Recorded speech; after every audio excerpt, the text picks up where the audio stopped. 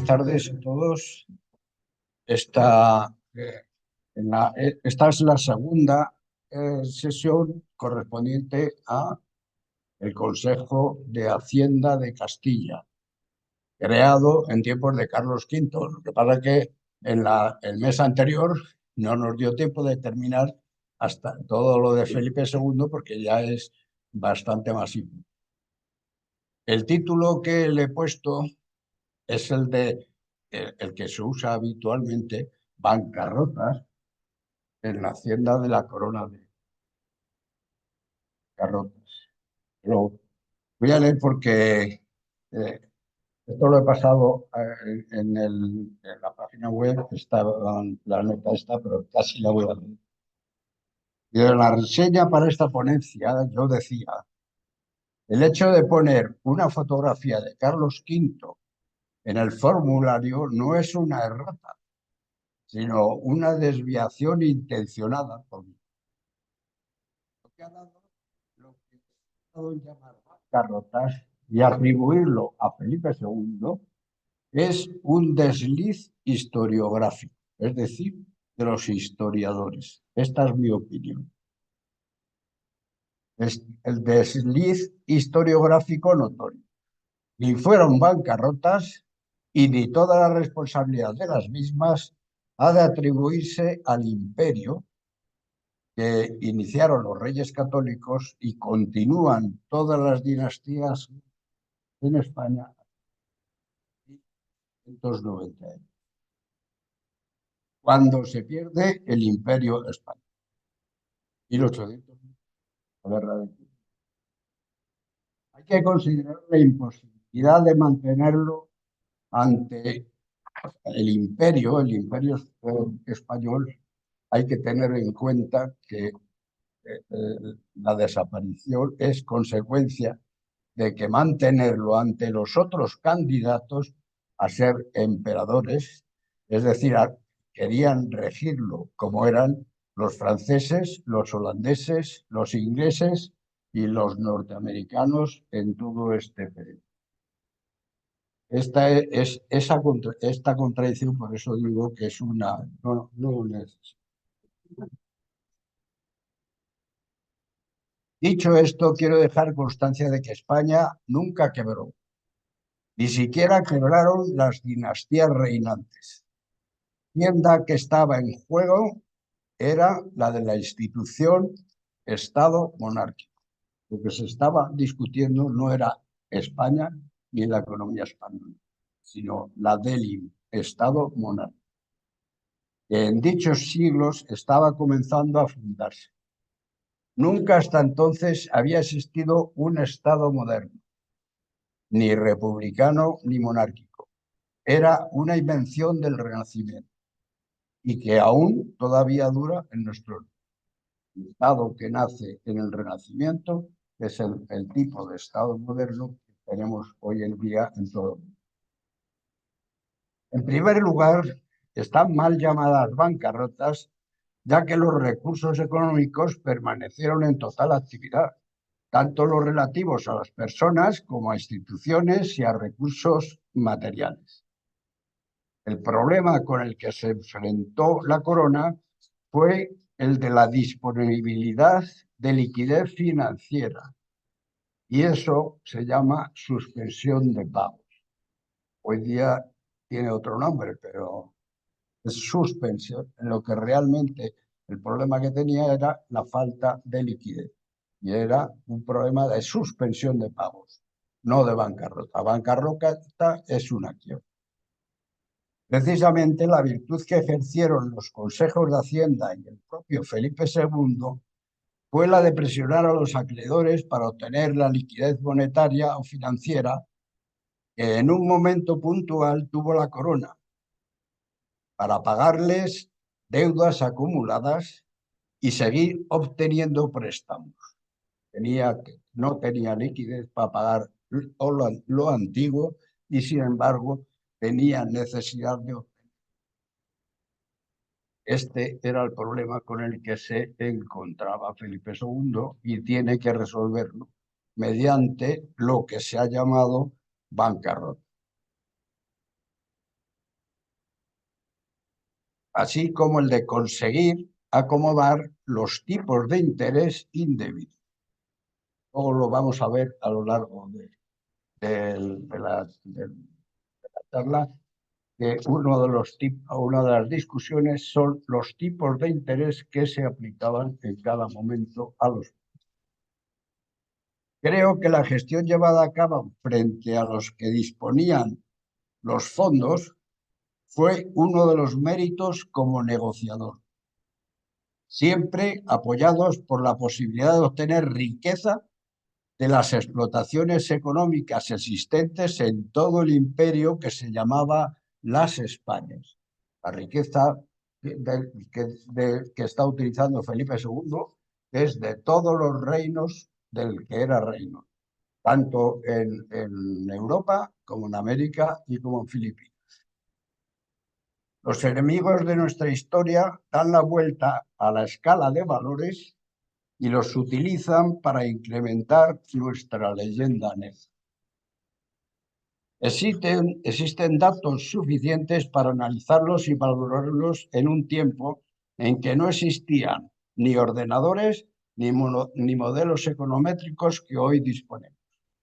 Pero sobre todo, el enjuiciamiento de cualquier actuación debe valorarse en función de los objetivos a conseguir y no exclusivamente en las formas como se consigue. Esto suena algo maquiavélico, pero es que precisamente el Estado moderno es maquiavélico. Y si no, no es Estado. Para ello es necesario salirse del simple cálculo de los números y pensar en las estrategias que la corona estaba llevando en la práctica y entrar a valorar los principios éticos contemplados en su época. Principios éticos contemplados en su época.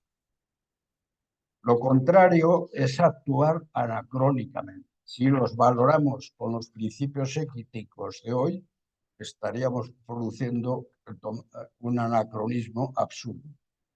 No podemos valorar una cosa si no tenemos en cuenta los valores que primaban en aquellos. Los estudios del pasado y del presente se olvidan de la prosopografía. Este es un título de un estudio que consiste, es una doctrina que trata de identificar y analizar la base económica, social, cultural y religiosa de los individuos actuando en las instituciones de su tiempo. Esto no se puede. En cualquier caso, debe contemplarse con espíritu filosófico más actual y no presumir de progresía cuando se valora con criterios pretéritos por la evolución cultural de la sociedad. Esto es la introducción a la charla y quiero pasar a recordar pues cada uno de los puntos. El primer que lo tratamos en la sesión anterior y es el sistema fiscal y financiero del tiempo de los Reyes Católicos tenía en cuenta los gastos ordinarios y los gastos extraordinarios. Y el tratamiento para satisfacer unos y otros era totalmente distinto. Para los gastos ordinarios eran los impuestos y la deuda pública que se emitía, y que el que se quedaba con deuda pública iba a obtener sus ingresos. Y para los gastos extraordinarios, sin embargo, había que acudir a unas fórmulas extraordinarias, que era obtener eh, ingresos o bien porque se ampliasen los impuestos con consentimiento de las Cortes, cuestión número uno importantísima a tener en cuenta después de lo que ocurrió. Con consentimiento de las Cortes, sin consentimiento de las Cortes no se podían ampliar los impuestos. Segundo, acudir a obtener ingresos del Papa o de la Iglesia o de a cualquier otra institución ajena al funcionamiento de las Cortes. Esa sería la fórmula que vamos a ver que, que va a tomar Carlos V. Bien, pues si pasamos de eso, vemos que las medidas propuestas por Carlos V en un principio fueron mal tomadas porque pretendió la subida de los impuestos sin consentimiento de las Cortes. Las Cortes no lo aceptaron. Las Cortes de Castilla no lo aceptaron. Eso dio lugar a la Guerra de las Comunidades, lo cual tomó buena nota Carlos V y sobre todo tomó muy buena nota de la Guerra de las Comunidades Felipe II para no caer en el mismo error que había caído. Era una de las fórmulas. Y la otra de las fórmulas fue la de acudir, si no obtenía dinero del Papa para las guerras o para lo que él quería, como era, por ejemplo, ser emperador, pues para ser emperador él necesitaba dinero para sobornar a los electores de Sajonia y etcétera, etcétera, todos los electores. En aquellos tiempos, si no se sobornaba a los electores, no eras emperador.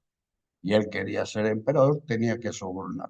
Para obtener ese dinero, tiene que acudir a un sistema de préstamos por medio de los banqueros extranjeros.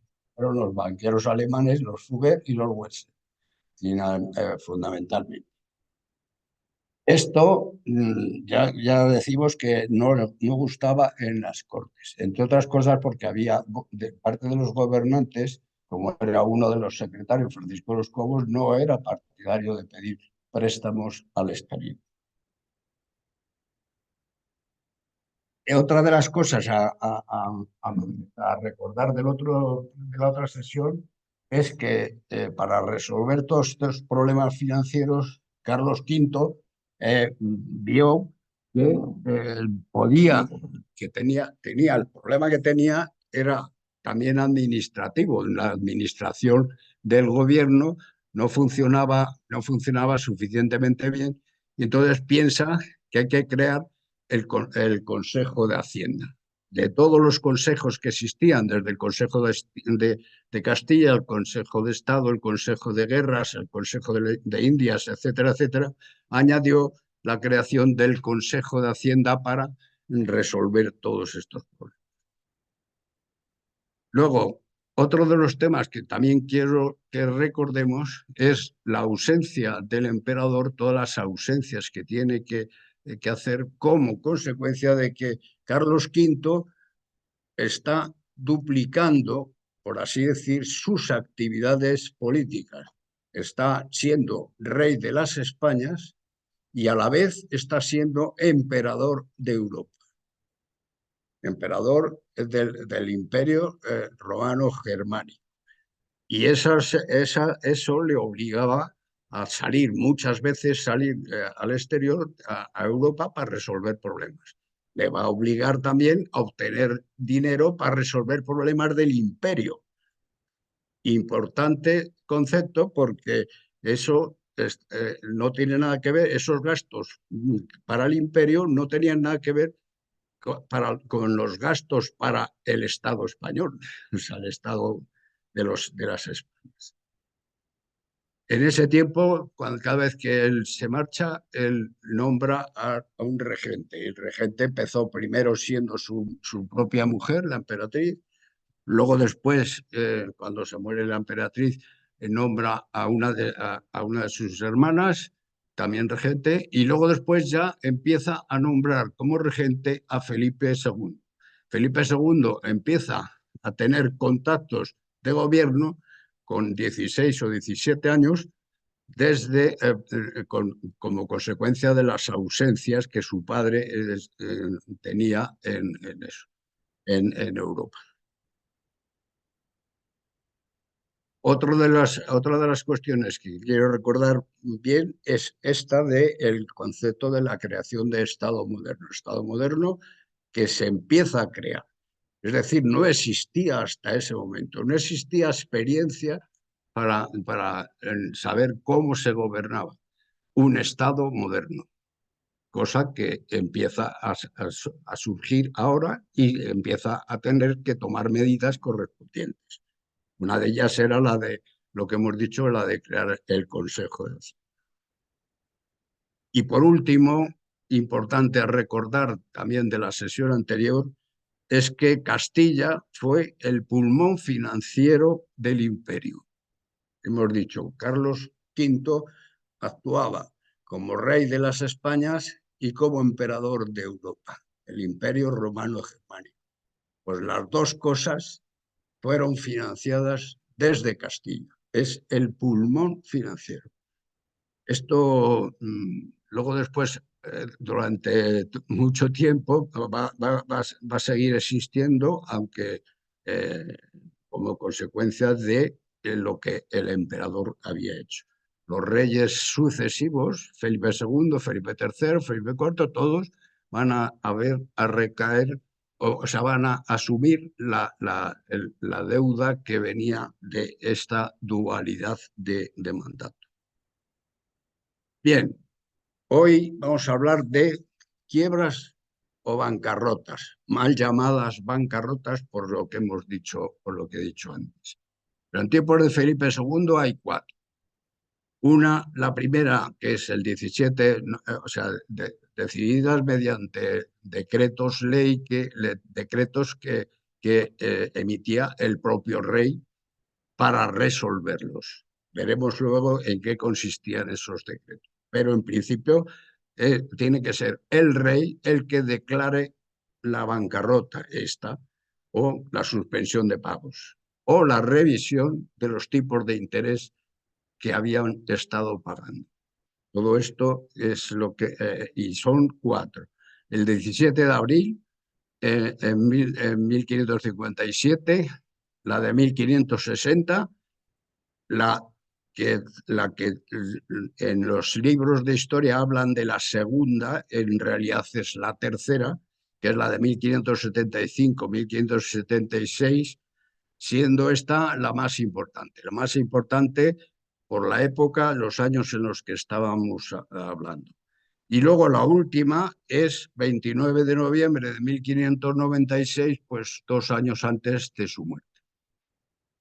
¿Qué quiere decir todo esto? Pues que todas las bancarrotas coincidían con situaciones políticas, económicos,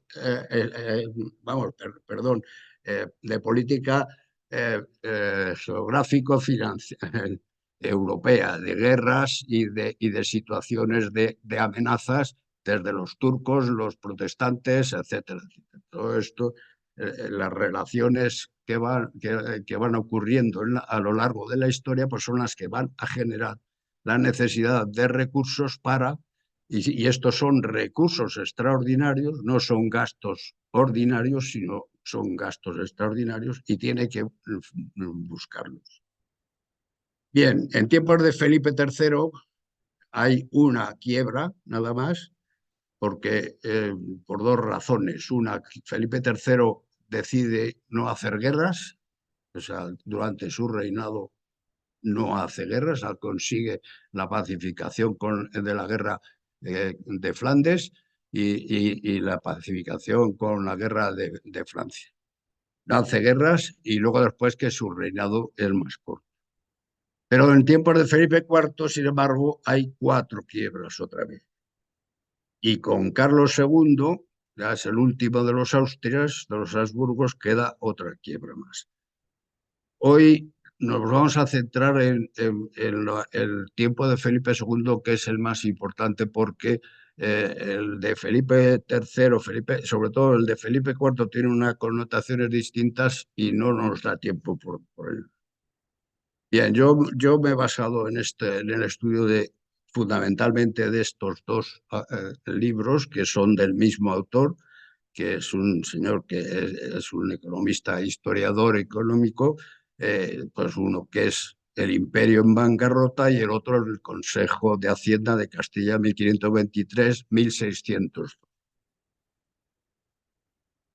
Bien, El índice de temas lo voy a dividir en tres partes. Uno, las cuestiones de Carlos V, que todavía nos quedaron pendientes de terminar, las cuestiones que llevará a cabo, las gestiones que va a llevar a cabo Felipe II y, por último, trataré las cuestiones, las gestiones de Felipe III, Felipe IV y Carlos II de forma resumida para obtener unas conclusiones de todo este proceso económico-financiero.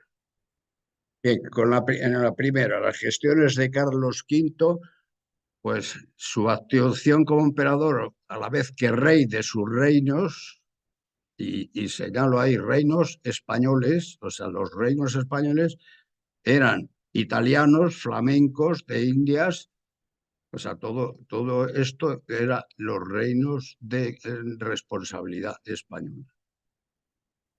Le obligaron a duplicar las guerras. Estoy diciendo, va a tener que afrontar guerras del Reino de España, por ejemplo, la guerra de Flandes, pero guerras con respecto a otros asuntos que era el imperio, que son las guerras contra los turcos y las guerras contra dentro del área del imperio, o sea, dentro de Alemania y de Italia, del norte de Italia, porque todo eso estaba englobado dentro del imperio romano germano. Tener en cuenta que cualquier acción que quiera emprenderse ha de ser financiada, si quiere ser conseguida en los objetivos y en las empresas que se buscan. Cuestión importante a tener en cuenta, porque siempre cuando hablamos de por qué alguien empieza una guerra, tiene que saber cuál es la financiación de esa guerra, como cualquier otro proyecto que en la vida o en la actividad humana se lleve a cabo. La financiación la obtiene de banqueros europeos, como eran los Fugger y los Welser, como hemos dicho, también de genoveses, como Andrea Doria. Andrea Doria en un principio era aliado de Francia y de los turcos, pero Andrea Doria cambia automáticamente y se hace aliado de Carlos V y va a ser uno de los financiadores también de esa guerra contra Francia. Y también de castellanos. También había empresarios financieros o empresarios banqueros como eran Ortega de la Torre y Simón Ruiz.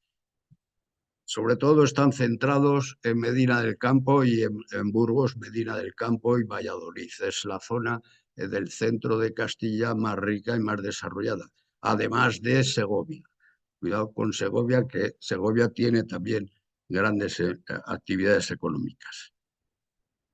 El sistema financiero que aplica él, pues da un salto en vez, ya hemos hablado de la fórmula de financiación de los reyes católicos y Carlos V, sin embargo, pega el salto y una vez, aunque gana la guerra de las comunidades de Castilla, no tiene suficiente financiación para poder seguir gobernando y entonces se dedica a obtener lo que se llaman préstamos a corto plazo, que se llamaban en aquellos tiempos, se llamaban asientos. Un préstamo a corto plazo tiene un tipo de interés diferente totalmente a lo que eran las deudas a largo plazo, que eran lo que en aquellos tiempos se llamaban los juros y hoy llamamos las letras del tesoro. ¿Por qué? Pues porque los juros o letras del tesoro lo que hacen es una concesión a una persona que pasa a su activo y al ser propietario es como si vendiera una parte de España transitoriamente, vendiera una parte de España, se la vendiera al poseedor de los juros, de las letras del tesoro. Todo el que tiene letras del tesoro, el acreedor es el Estado español. Esté este Estado o esté el que le suceda. Voy a poner un caso que ocurrió después de la transición de los Borbones, esto de los Austria a los Borbones, es que cuando llega Felipe V dice que él no se hace responsable de los juros de las deudas de los Habsburgo, porque eso eran solo los Habsburgo los que lo tenían que pagar, no los Borbones. Y cuidado porque a tener en cuenta que estamos en los principios de Estado y todavía no se había asumido que el Estado era todo lo que está incluido, no solo la corona, sino todo el Estado español. Hoy día, vamos, hace ya mucho tiempo que está asumido que el Estado somos todos y entonces las deudas que el gobierno eh, haga, vamos, por medio de letras del Tesoro, pues somos los acreedores nosotros. Tendríamos que pagar en caso de que no hubiese una suspensión de pago. Bueno, esto es para entender que los asientos, sin embargo, son préstamos solamente. Y esos préstamos no dan derecho a nada, sino que le deja el dinero y tiene que devolverlos en un tiempo determinado. Esos asientos, lógicamente, tienes que ponerle un tipo de interés para que se beneficie el financiero que da los dineros por adelantado. Bien, bueno, pues he puesto una imagen para animar un poco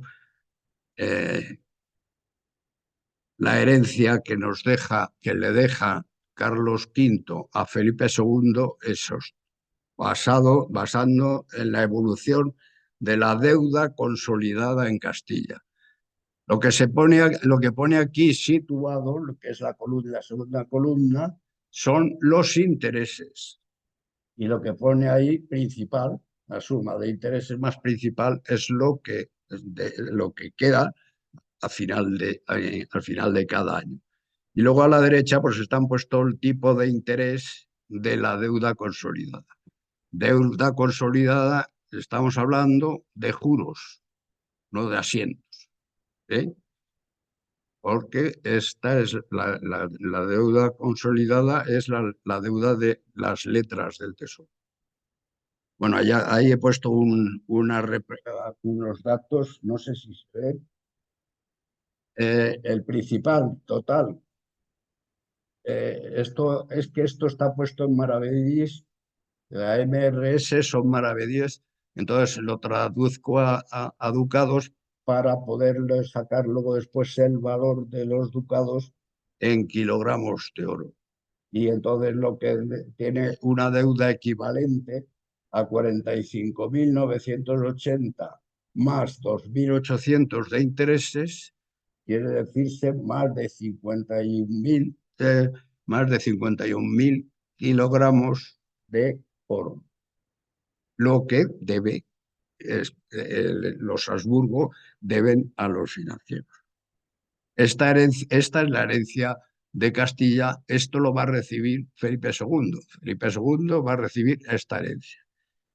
Felipe II, fijaros que está hablando hasta 1554, Felipe II es nombrado rey en 1556.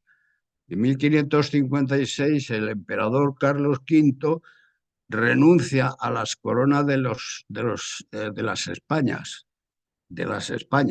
y le deja heredero, cuidado que estamos hablando de las Españas, es decir, y le deja heredero a Felipe II.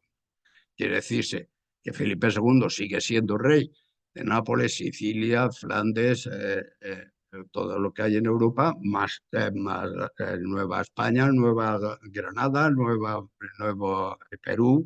En aquellos tiempos todavía no se había constituido la de Argentina, el virreinato de Argentina de Río de la Plata, pero también tenía. O sea, eso era lo que hereda Felipe II. Sin embargo, el imperio se lo deja a su hermano. Consigue también que su hermano, el hermano de Carlos V, sea el emperador. También, pues, haciendo con préstamos y sobornos, igual que había tenido que hacer para él.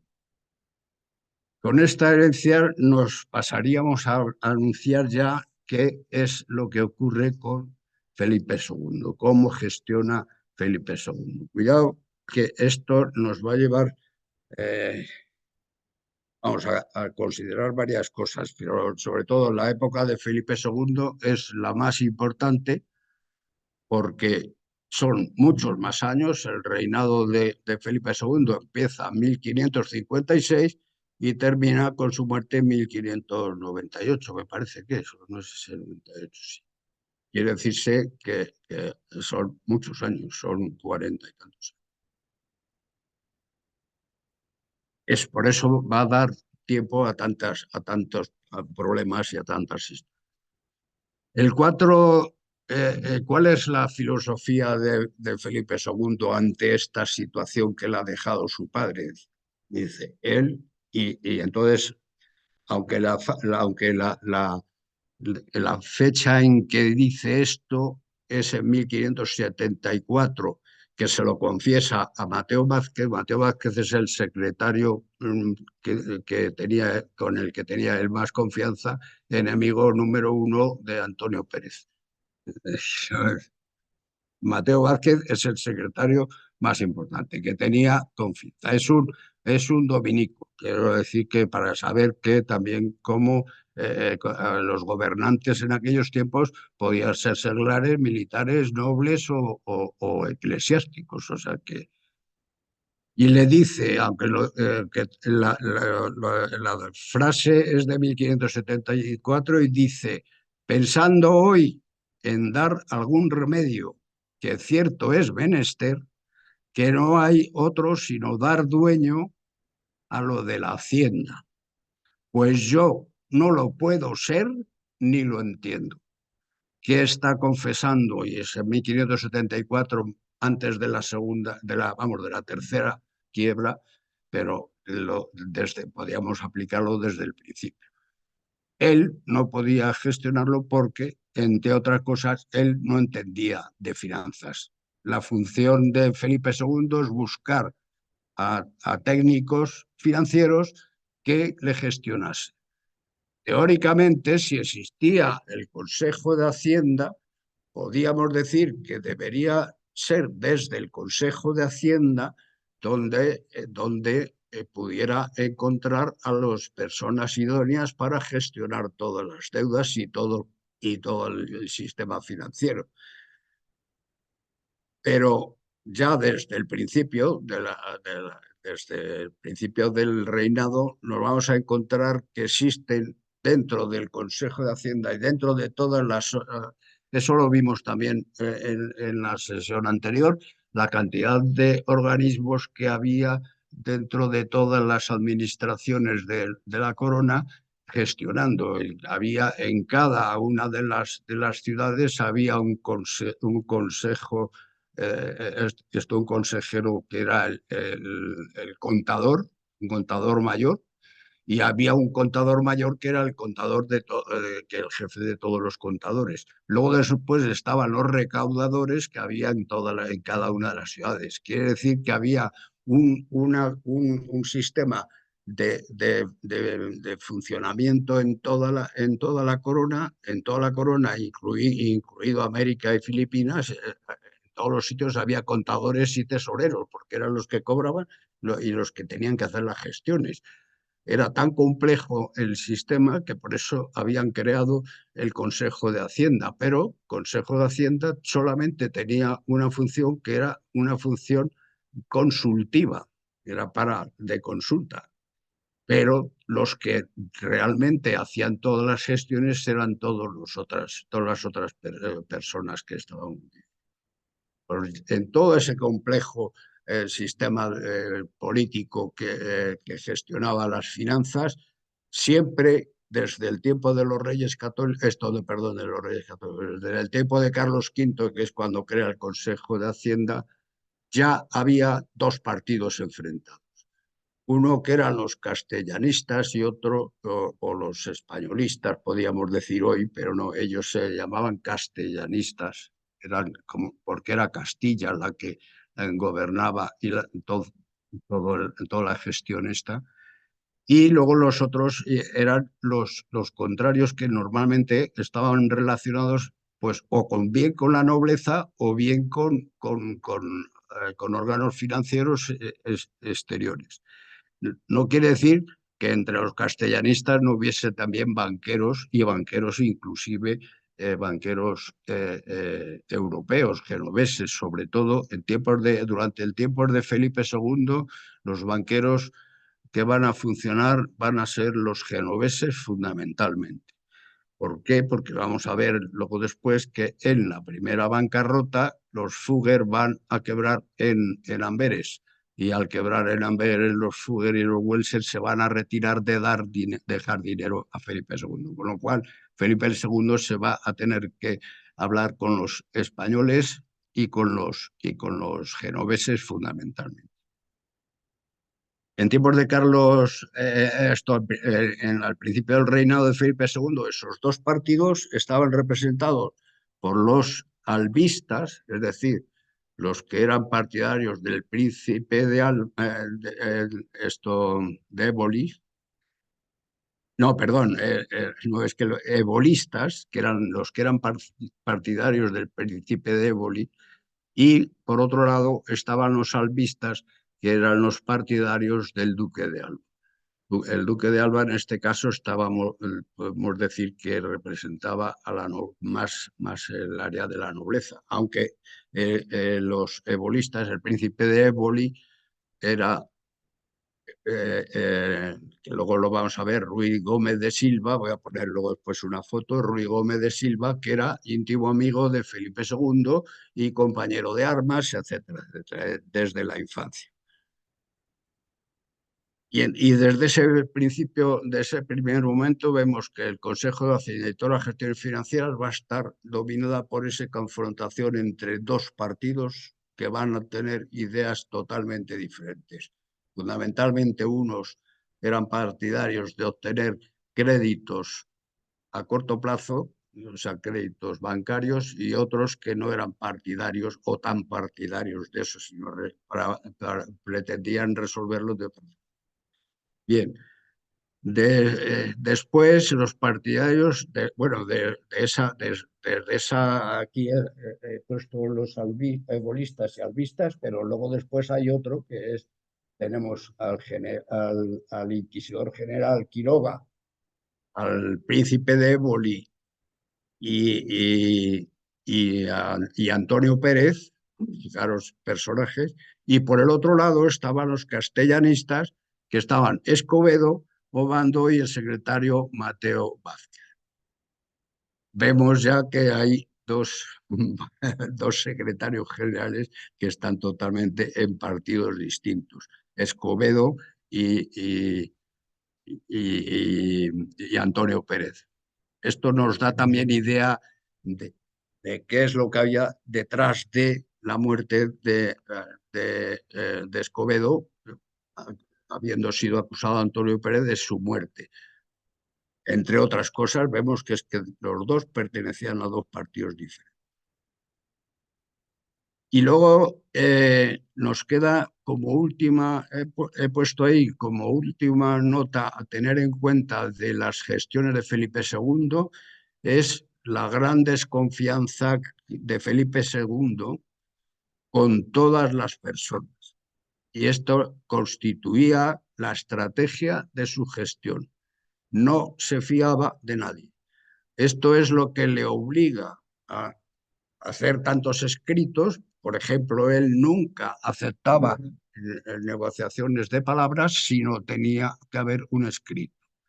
Y otra de las cosas es que al desconfiar, pues va a tener que él revisarse todos los escritos y trabajar por las noches como se estaba trabajando.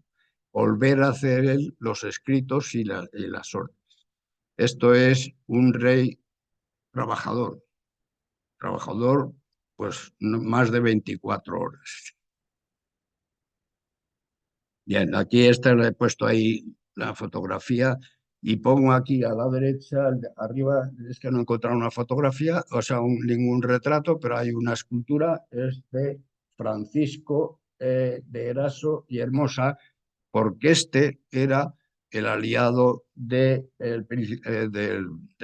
príncipe de Éboli en la gestión financiera. El príncipe de Éboli no era financiero, era el presidente del Consejo de Castilla, pero el que era presidente del Consejo de Hacienda era Francisco de Eras. Es importante porque la gestión estaba a acabar francamente mal, la gestión de Carlos V.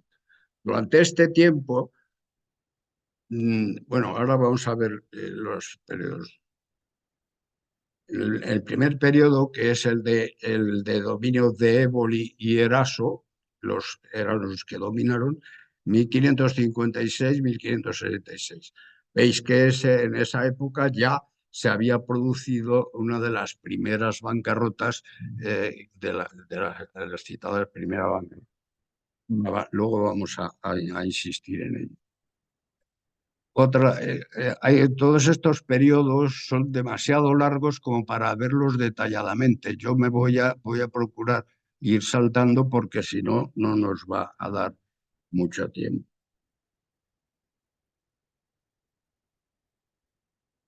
Bueno, ¿qué ocurre? Pues que llega a tener conocimiento con lo que hemos dicho antes de la desconfianza de Felipe II, pues llega a tener conocimiento de ciertas actitudes y que había un enriquecimiento por parte de Eraso. Eraso era el consejero de Hacienda. Y entonces, ¿qué es lo que hace?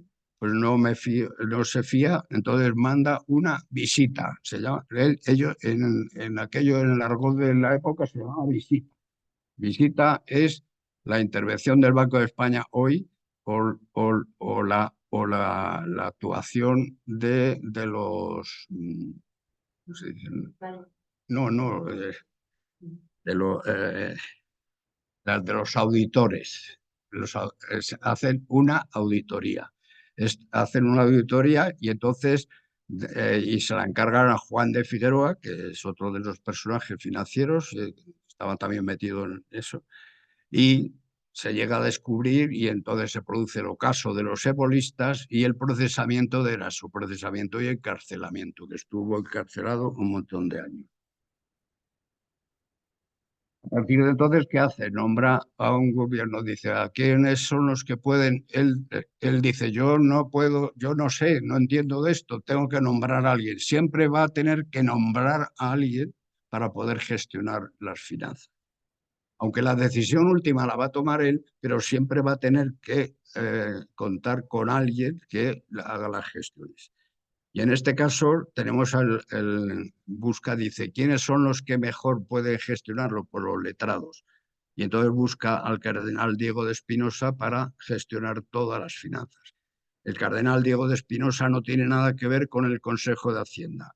Veis que ya empieza a marginarse al Consejo de Hacienda y empieza a buscar responsables entre todos los distintos sistemas de gobierno de las finanzas. Esto es porque, como el tema era hablar de qué ocurre con el Consejo de Hacienda, pues ver que durante este tiempo se están gestionando las finanzas sin tener en cuenta el Consejo de Hacienda. Luego después hay otra época, 1573-78, que es la Junta de Presidentes de Consejos. ¿Qué consistía? Pues con todos los consejos que había, desde el Castilla de Guerra, de Indias, de Italia, todos los consejeros, pues todos los consejos tenían a un presidente, pues junta a todos los presidentes de todos los consejos y para que hagan los estudios y hagan los informes y gestionen las finanzas. Este es el periodo 73-78. Nombra a un presidente ahora, en este caso, nombra a un presidente consejero del Consejo de Hacienda, a Juan de Obando, pero con unas responsabilidades no solo informativas, sino también de gestión. llegaríamos a la bancarrota de 1575-76, ya habríamos pasado dos bancarrotas. La primera, la 1554, me parece que es, y la segunda, que era la 1560. Estaríamos ya en la tercera bancarrota, que es la de 1575-1576. Para esto, para la gestión, nombra al presidente Hernando de Vela. Bajo la sombra de la Junta de Noche. Esto ya está, ya habría pasado ya se había gestionado la bancarrota de la tercera bancarrota y estaríamos ya en una época en la que Felipe II cae enfermo y entonces, ¿qué hace? Pues monta una junta que son cuatro personas, él y tres más que nombra y se reúnen por la noche, por eso se llama Junta de Noche. Y esa es la que está gobernando las finanzas. Luego queda, bueno, aquí es la Junta Grande de Hacienda, cuando reúne a toda una junta completa de presidente, Junta General y todos, de todos los presidentes y demás para negociar con los banqueros la bancarrota que estamos hablando, la de 75. No, perdón, ya estaría hablando del futuro. Pablo de Laguna es otro, el gobernador, que era gobernador del Consejo de Hacienda, le nombra gobernador del Consejo de Hacienda, no le nombra presidente y le encarga toda la gestión también de Hacienda. Este va a organizar, va a tener una labor muy fructífera dentro del Consejo de Hacienda y le van a premiar y le van a hacer consejero de Indias como premio porque no lo había nombrado consejero de Hacienda, le nombra consejero de... Y durante este tiempo se estudian la elaboración de las ordenanzas de 1590. Estas ordenanzas que tratan, pues definir claramente cuáles son las funciones del Consejo de Hacienda. Porque Carlos V había creado el Consejo de Hacienda, pero no le había asignado nada más que funciones consultivas. Dice, y llega a esta fecha en el que Felipe II, por fin, estudia esto desde, a instancias de Pablo de Laguna, pues elaboran una ordenanza de 1593 que es la ordenanza por la que dice el Consejo de Hacienda tiene todas estas funciones, es quien tiene que resolver todos los problemas. No hay juntas ni de noche, ni de día, ni de nada. Pues tiene que ser el Consejo de Hacienda. Y dice aquí cómo. Estas ordenanzas de 1593 que va a aprobar Felipe II y que va a funcionar hasta 1598, cuando él, sin embargo, luego después va a llegar, con tiempo de Felipe III, el duque de Lerma y las va a modificar a su interés. No digo cómo, porque todos sabemos que el duque de Lerma ha sido uno de los, bueno, no digo el nombre. Bueno, y llegaríamos el otro periodo que es como acabaría el reinado de Felipe II, es con la bancarrota de 1596, aunque él se murió en 1598. Todos estos periodos es imposible tratarlos en una sesión común. Por eso vamos a procurar adelantar y explicar. Esta es la de 1557, que es la primera. Esta es herencia absoluta de Carlos V.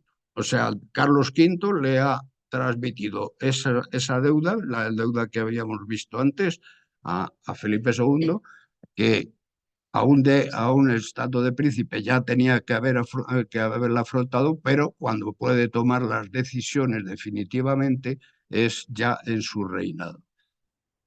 Y esto se lo entrega a Francisco de Eraso, que hemos visto que era el secretario de Hacienda, del Consejo de Hacienda, y se lo entrega también a Francisco de Almaguer, que era contador superior de Hacienda. He hablado que había otras figuras, que las figuras que gestionaban la relación directa de todas las finanzas eran los contadores y los recaudadores. O sea, por así decir, coge a uno que es del Consejo de Hacienda y a uno que no es del Consejo de Hacienda. Y le pide las dos opiniones. Y con eso, pues tienen que elaborar un proyecto. Y el proyecto pues va a concluir simplemente con la decisión de declarar un decreto por el cual se suspende el pago de todas las deudas asumidas hasta esa fecha y renegociar con los banqueros todas las deudas que estaban asumidas, pero da la orden de suspender. Esto da la orden de suspender en una extensión territorial tan gigantesca y con una cantidad de personajes que intervienen en la gestión, que la tiene que hacer con mucho tiempo. Tiene que adelantarse inclusive a antes de haber publicado el decreto, haber ya avisado a los contadores de que dejasen de pagar, porque si no, no daba tiempo a comunicarlo y a llegar a aquellos, a México, por ejemplo, al de México tenía que pagar a los banqueros de Flandes, por ejemplo, pues si no, como no le avisasen con tiempo, tardaba 3 meses, ¿no? En llegar un barco hasta allí, o sea que tiene que tomar medidas antes de tiempo. Bien, en cualquier caso, consecuencia de esto es lo que había dicho, que una de las cosas es que esto hace, que provoca, pues provoca la quiebra de los banqueros. Entonces, muchos banqueros van a retirarse y decir, yo no presto. Y esto es lo que van a hacer los alemanes. A partir de este momento ya no puede contar con los banqueros alemanes. Va a insistir mucho con los banqueros genoveses, inclusive metiéndoles a muchos banqueros genoveses, metiéndoles dentro de organismos, de organismos ejecutivos financieros dentro del gobierno. Es decir, había un banquero que estaba en un consejo y desde ahí él ponía su dinero, el banquero ponía su dinero para resolver los problemas de las deudas que había. Pero sin embargo el banquero tenía la capacidad de gestionar el préstamo o bien con otro banco o bien con el rey a base de cobrar mayores intereses.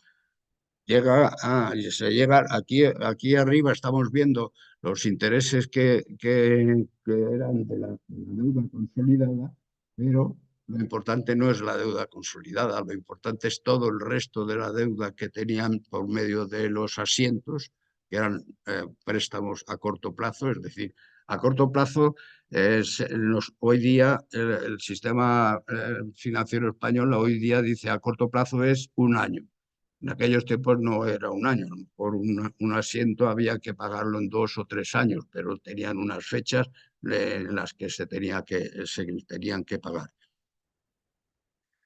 Bien, entonces decía que muchos de estos asientos llegaron a tener intereses entre el 40 y el 60% de interés. ¿Qué es lo que hace? Decir, suspendo los pagos. Y llamo a los banqueros y les digo, vosotros me habéis obligado a pagar con este tipo de interés cuando el tipo de interés, y se refiere a dice, el tipo de interés tenía que ser otro.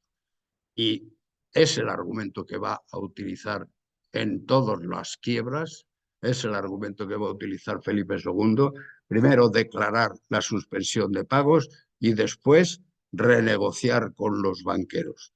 Y renegociar hasta el punto de decirle, si no me prestas lo que necesito para el futuro, no te pago lo anterior. O sea, es la presión con la que va a jugar. Y es lo que estaba diciendo la gestión del buen negociador de las finanzas que hizo Felipe II. Esto lo hacía porque era el rey más poderoso del mundo en aquel momento. Nosotros no nos dejarían los bancos. Bien, esta sería la primera derrota, primera bancarrota. La segunda es menos importante, que es la de 1560, no voy a tocarla, y voy a hablar de cuando, hemos dicho antes, cuando llama a Diego de Espinosa para gestionar el futuro de las finanzas. Y entonces aquí hay una serie de datos, aquí abajo, en los que se puede ver que los ingresos, o sea, los gastos son menores que los ingresos calculados. Pero ahí no estaban contabilizados las deudas y los costes de las deudas. No estaban ni en los principales ni los intereses de las deudas que había que sumar. Esto, pues lógicamente, rompía la situación y tenía que volver a lo de los préstamos y volver a pedir más préstamos. Y aquí tenemos qué es lo que pasaba. Deudas y gastos, pues eran de los 8 millones, y la disponibilidad que en aquel momento tenía era de 4.486.000. Necesitaba más dinero. Faltaba por consignar o buscar la financiación de ese diferencia. Entonces, otro de los que gobiernan, vamos, no lo había resuelto el anterior que hemos dicho, el Diego de Espinosa, y buscan a otro, que es a Juan de Obando, presidente, este sí es presidente del Consejo de Hacienda, este sí le nombra.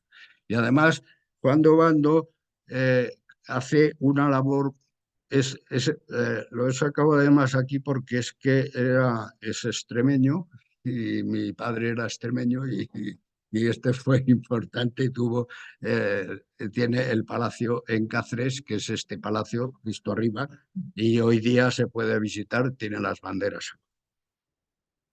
Bien, pues la labor que hace es una labor de información. Primero tiene que decir cuál es la situación real, y se busca tres vías diferentes para poder disponer de información real. Y las tres vías, pues cada una le dan esos datos. Y el total de la deuda total estimada es la suma de vamos, los gastos ordinarios, ya veis que andaba entre los 3.000 y los 5.000, no, los 3 millones y los 5 millones de educados, pero no era suficiente porque quedaban la deuda consolidada, que eran 48.191.000, la que tenía en esta época. Habíamos hablado de Carlos V, eran 25, aquí estamos en 48 ya millones de deuda consolidada. Más la deuda flotante, que eran los asientos, he dicho. O sea, la deuda consolidada eran los juros o las letras del Tesoro. Y a eso había que sumarle la deuda flotante, que eran los asientos, o sea, los préstamos a corto plazo, que eran 25.898.000. Más luego, pues, unos atrasos y débitos sin consignar 7 millones, total 81.378.000 que tenía de deuda el Estado. Y tenía que hacer frente a esto, pues a base de los préstamos. ¿Qué es lo que tiene que hacer? Pues producir otra bancarrota, y entonces declara otra bancarrota, que es la bancarrota de 1576, en que consistía por todo lo que he ido diciendo. Primero, suspensión de la devolución de las cantidades que se adeudaban, dando las órdenes a todos los contadores y a todos los tesoreros, dice, antes, con tiempo suficiente, antes de que pagasen una deuda que no tenían que pagar desde 1576, si no llegarían. Declaró nulos todos los contratos suscritos desde noviembre de 1560. Declaró nulos, es decir, anuló todos los contratos. Dijo, no.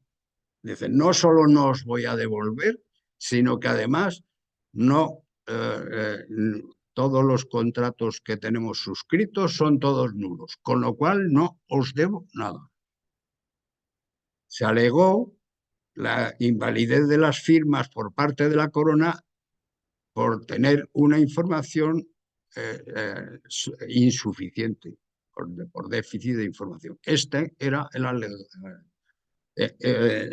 Eso explica el que se pagasen intereses del 40 y 60%. Dice, es que estamos pagando intereses del 40 y 60, esto es ilegal, esto es un fraude, esto es no sé qué. Y dice, no, no, es que me habéis obligado, vamos, habéis obligado a mis funcionarios, no a él, porque él no lo hacía, eran los funcionarios los que hacían los contratos y los banqueros los que hacían los contratos con los funcionarios. Dice, y entonces ordena la rigurosa revisión de cada uno de los contratos. Dice, vale, he anulado todos, pero vamos a revisarlos. Y revisa todos los contratos desde 1560 en adelante. Fijaros todo lo que eso significa de trabajo, la cantidad de personas y cantidad de gestiones que hay que revisar, de papeles y de historia. Con esto quiero decir que la historia de Felipe II todavía no la tenemos conocida en la totalidad porque hay cantidad de documentación y de legajos que están en el archivo de Simancas fundamentalmente, pero también en el archivo de histórico en Sevilla, en el Consejo de Indias, que estaba, no, perdón, en el Consejo no, en la casa de contratación de Sevilla, que no se han abierto todavía. Entonces, he hablado de de algún hecho que me ha ocurrido, ha sido que ahora que se cambió, cuando se cambió la Cámara de Comercio de Sevilla, estaba en la casa de contratación y se traslada a otro sitio y entonces al ocuparlo es otra vez los funcionarios del Estado y esto ha ocurrido en 1594. 1994, perdón. O sea, antes de ayer. Quiere decirse, descubrieron y rompen tabiques, pues imaginaros eso, que hayan tabicado en la pared, pues ahí dentro estaban cantidad de archivos que estaban todavía sin tocar. Esto está proporcionando una cantidad de investigaciones, de tesis doctorales y de trabajo a los universitarios hoy en día, tanto a los profesores como a los alumnos, ¿no? O sea, hoy en día se están revisando muchas documentaciones que nadie sabía que existían.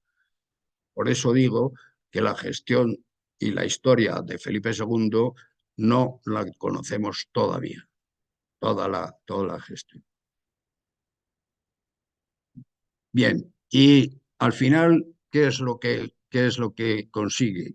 Estamos revisando todo, pero no hemos terminado de revisar. Dice, pero yo mañana necesito 5 millones de euros, porque tengo que pagar al ejército de Flandes, que si no se me van a rebelar contra nosotros. Y dice, entonces, si necesito 5 millones, me tenéis que dar 5 millones para que yo os consiga seguir revisando y seguir luego después y empezar a pagaros deudas atrasadas. Y eso lo hacen los banqueros genoveses. Aportan las deudas. Bueno, las negociaciones con los banqueros todo esto es lo que estaba diciendo. Bueno, hay con números, pero prácticamente es lo mismo. ¿Cuáles son las consecuencias de esta política? Primero, lo que habíamos dicho, quiebra de banqueros como los Fugger en la ciudad de Amberes, limitación de obtener nuevos créditos del sector financiero, profundas alteraciones en el gobierno de Hacienda. Como consecuencia, hay visitas de esas que hemos dicho auditorías casi todos los días, casi todos los años. O sea, y están continuamente los fiscales investigando las cuentas de los gestores de las finanzas. Todo esto está ocurriendo durante todo el periodo. Y por eso digo profundas alteraciones en el gobierno de la Hacienda. Hay varios que van a ser encarcelados, no solo el Eraso que hemos visto antes, sino otros más. Y desde 1574 se había convocado la Junta del Crecimiento de Alcabalas. Entonces, ¿qué es lo que decide? Pues a partir de ese momento dice, como el Consejo de Hacienda y los financieros no me resuelven los problemas, vamos a crear una junta para estudiar la revisión de los impuestos. Y para eso crea la revisión, las alcabalas es el impuesto más importante que había en aquel momento. Podríamos decir que es el IVA de hoy. Es el impuesto de la compra y venta de cada producto. Existían otros impuestos, o sea, pero hoy no sería, no nos vamos a meter en ese. La creación de otra junta de encabezamiento. ¿Y esta junta qué es? Pues que, decir, todos los señores, cada uno de estos señores me deben este tanto, este tanto, este tanto, este tanto, me van a tener que pagar de alcabalas y de otros impuestos. Dice, voy a hacerlo más sencillo. Dice, el alcalde de Segovia encabece las deudas, o sea, los impuestos de todos los de toda su provincia. Y que el alcalde de Segovia sea el que me transmita a mí la cantidad de dinero que yo le he pedido, que he calculado, vamos. Estos encabezamientos, este método ha existido en España hasta la reforma del sistema fiscal de, de, de Fernández Ordóñez, o sea, después de la Constitución de 1978, porque se hacía fundamentalmente para los profesionales, los médicos, los arquitectos, los ingenieros, los economistas, y entonces se decía, todos los arquitectos de España tienen que pagar tanto dinero, en total. Se había calculado, eso era la cuestión de los funcionarios, el cálculo. Es decir, eso era un encabezamiento. Es decir, todos los arquitectos de España que me paguen eso. ¿Qué es lo que hacíamos? Yo he pertenecido precisamente a una de las juntas de eso en el Colegio de Aparejadores de Madrid, porque hicimos eso. Todos los aparejadores de Madrid teníamos que pagar X millones de impuestos, de impuestos de la renta. Entonces, ¿cómo lo hacíamos? La junta nuestra, nosotros creábamos una junta y éramos 6 o 7.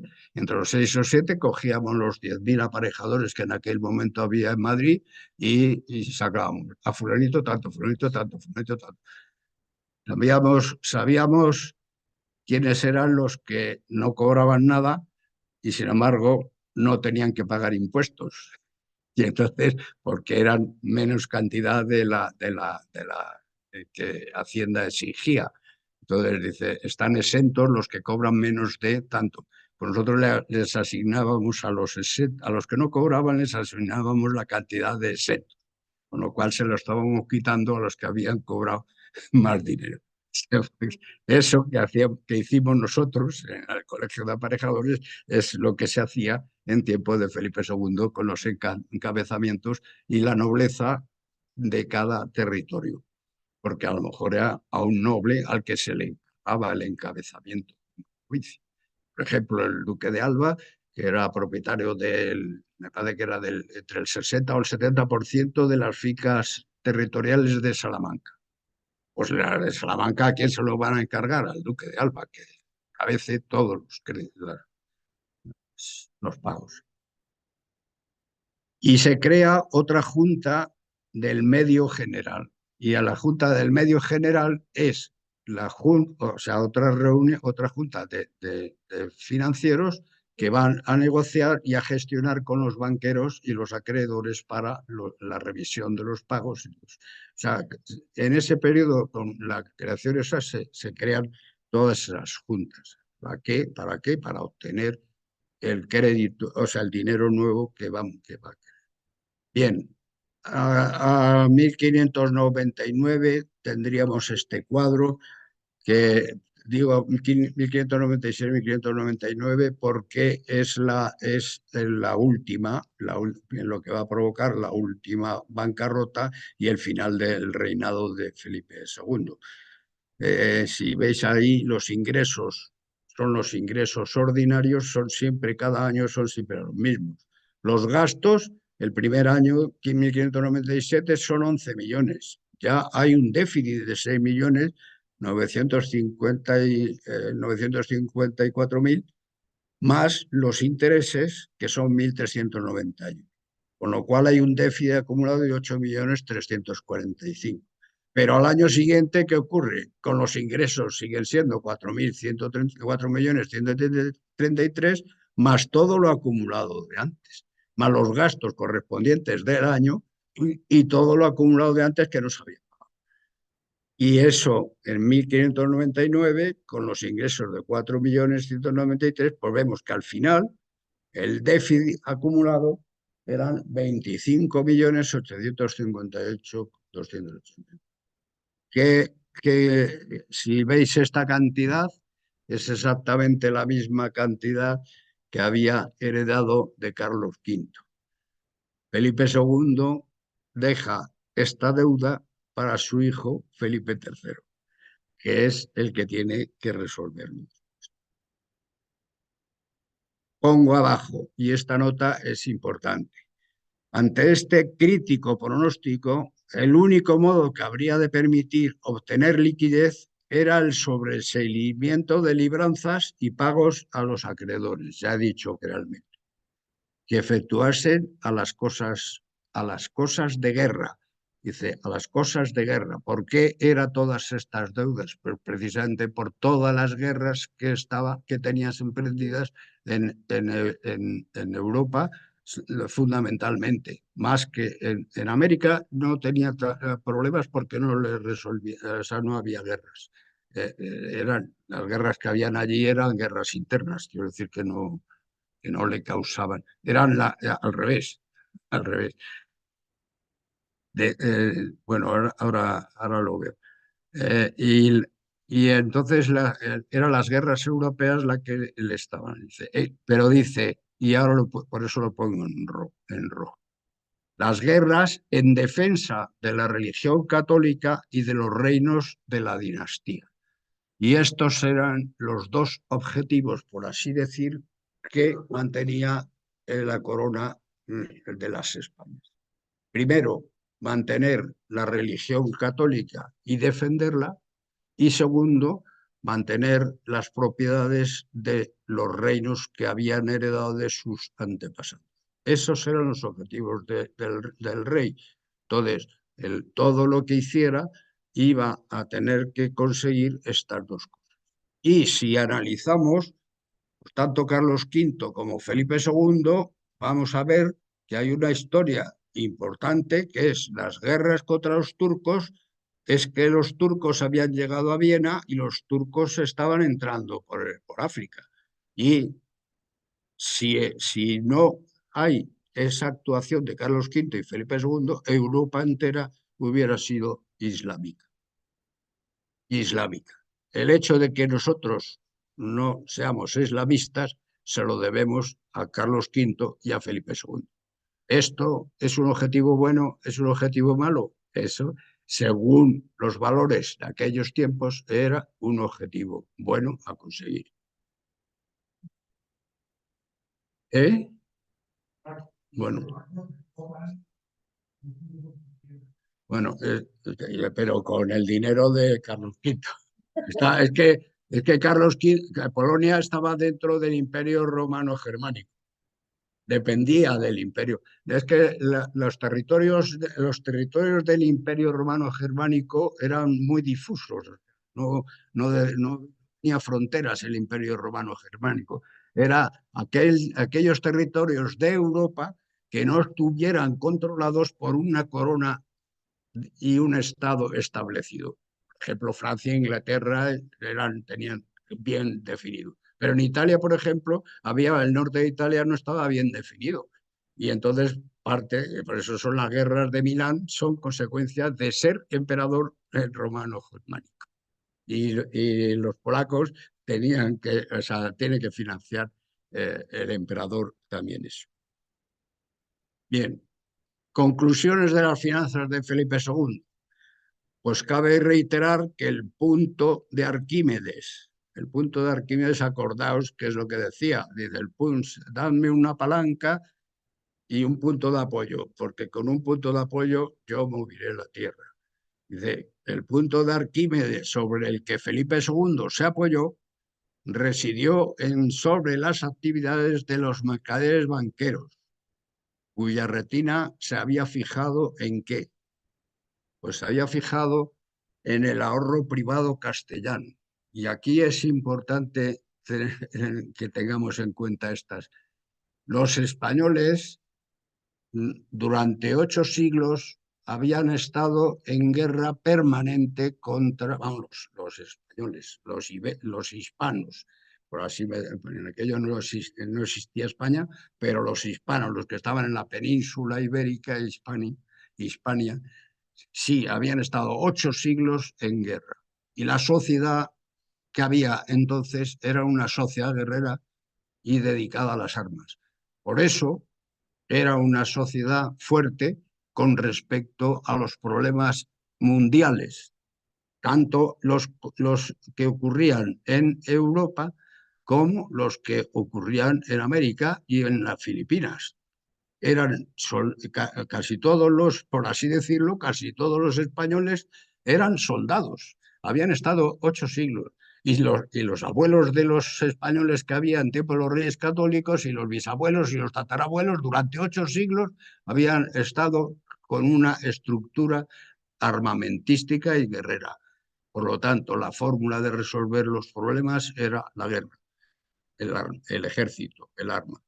Entonces, se habían abandonado muchas de las actividades que hoy tendríamos en cuenta, como son las financieras y las económicas, y las de producción y las de venta y mercado, etcétera, etcétera. ¿Qué es lo que eran todos? Y así era Hernán Cortés y Francisco Pizarro y Almagro y el Duque de Alba y todos.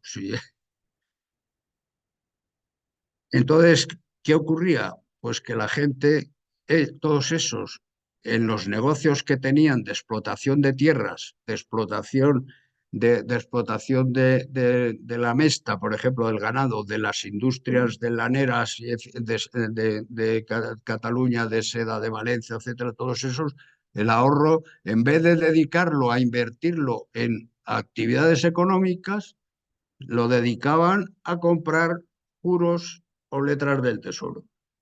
De eso se dieron cuenta los financieros y dijeron, vamos a comprar, a coger el ahorro de todos estos señores y con ese ahorro nosotros vamos a comprar letras del tesoro y vamos a negociar con ellas. Ellos van. Eso era una de las fórmulas. La otra de las fórmulas en la que se basaron los banqueros para dar los préstamos, pues eran las remesas de Indias, lo que venía de las Indias.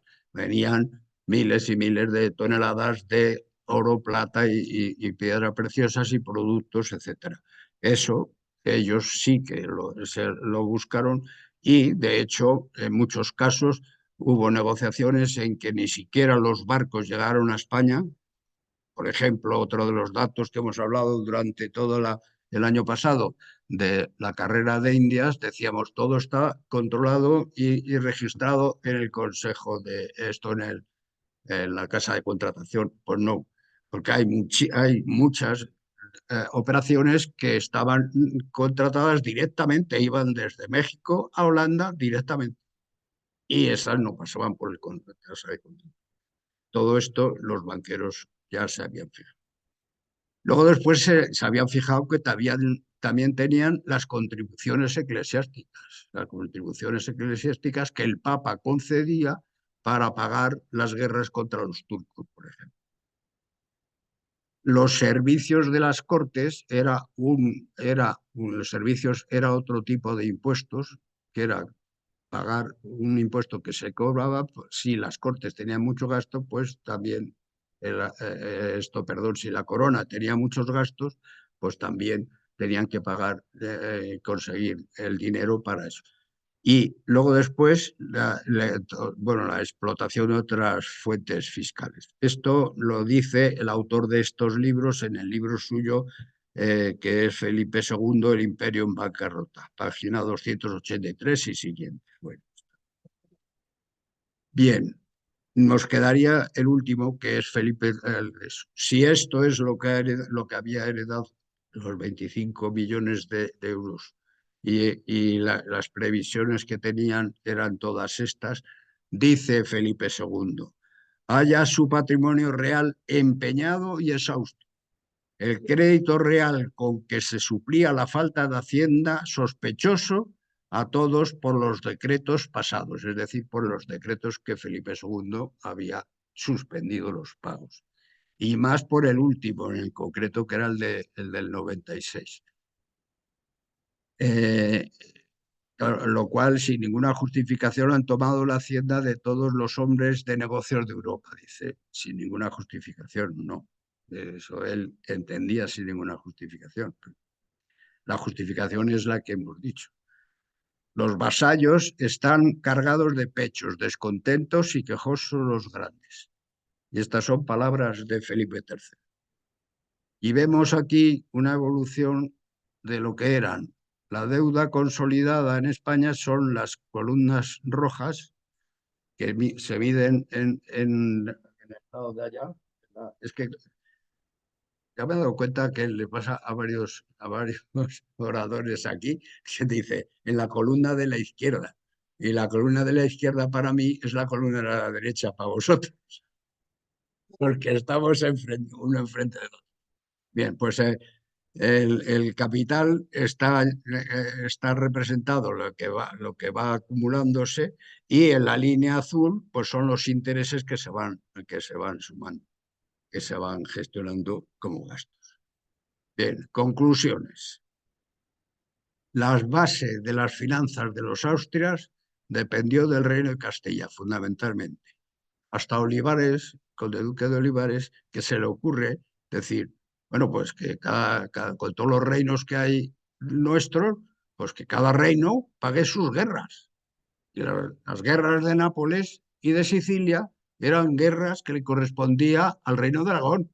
El que lo pague el reino de Aragón, y no que lo paguen los castellanos. Las guerras que tiene Portugal en la India y en América, eso, que lo paguen los portugueses.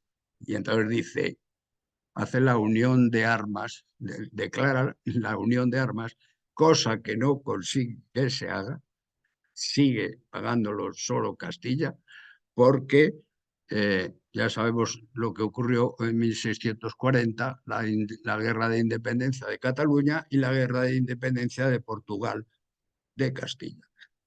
Y cómo acabó perdiendo Portugal y quedándonos con Cataluña. Bueno, el segundo punto de las conclusiones, pues que es importante que tengamos en cuenta la relación de poder en la Corte y la dirección de la política financiera no resultan plenamente satisfechas por dos causas: porque la identificación y análisis de la base económica, social, cultural, religiosa de los individuos en las instituciones, es importante tener en cuenta todo esto para saber de qué forma está afectando al futuro, y digo el futuro. Todas las deudas las paga el futuro. Y luego es también importante dentro de la sociedad tener en cuenta las relaciones clientelares entre patronos y clientes. Aquí he puesto válidos, pero son válidos, nobles, eclesiásticos y hidalgos, etcétera. Los que no pagaban, por un lado, y los que pagaban, que eran los pecheros, por otro. Esto es lo que hace difícil el mantener esa posibilidad de financiación. La organización del Consejo de Hacienda no estuvo concluida hasta finales del reinado de Felipe II, ya lo he dicho antes también, con las ordenanzas de 1593, siendo modificadas posteriormente por el duque de Lerma con Felipe III. Y luego, las luchas de poder entre la nobleza y los técnicos, había una clase de nobles que venía, todo esto es consecuencia de una herencia que venimos de los 8 siglos de Reconquista. Se había creado un sistema de nobleza que se hacía que la forma de que lucharan a favor del rey era que el rey le concedía la propiedad de las tierras que ocupase el noble.